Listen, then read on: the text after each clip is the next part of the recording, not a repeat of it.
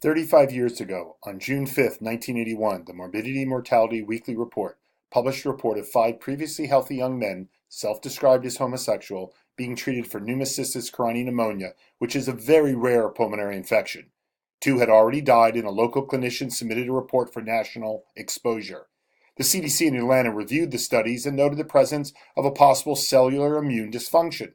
How it was transmitted was unknown, and most of this initial information was shared only within the epidemiologic research community.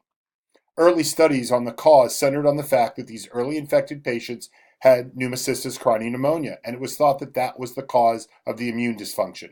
Over the next few years, even as a definition for AIDS was being developed, both in the United States and worldwide, there was still very poor surveillance information confirming that this was an infectious agent that could be readily transmitted by sexual contact.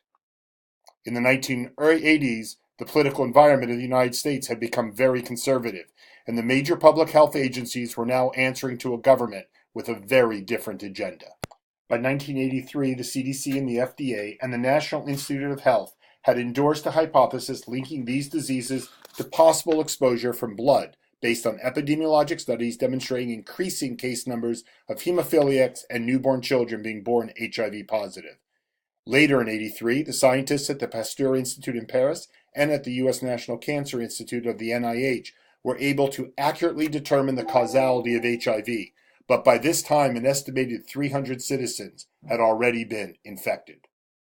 The HIV virus demonstrates its pathologic effect by extremely rapid viral replication, which can kill the host cell, known as the CD4 cell, which then causes a profound reduction in cell numbers and damages the ability of the host organism to mount a cellular response to many types of infections.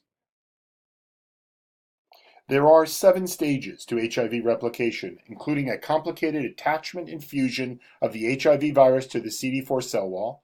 The virus then unravels and is integrated into the nucleus, which DNA is then transcribed back into new viral RNA in the cytoplasm. The RNA is reassembled into a new complete virus.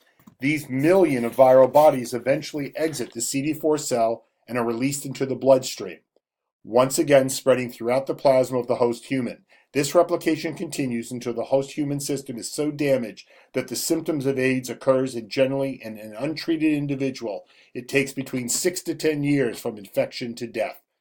The first 2 to 3 years there may be no symptoms, but the infected host is able to easily infect others. The virus is concentrated in blood and semen, which accounts for its infectability by sex and via blood transfer. The major problems that allowed this infection to spread so easily in the United States can be attributed to only a few events. Number 1 was the early failure of the public health system to perform a complete and aggressive data gathering of affected individuals. Until 1983, the data did not reveal that the relationship between sexual and blood transfers because no definitive data collection had been performed.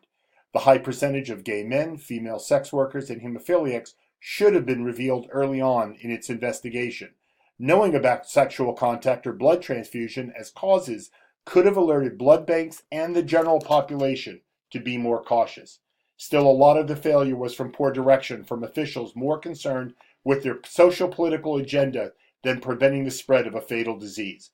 The use of better surveillance agents and more openness with even early results could have limited the number of infected persons early in this epidemic. Thank you.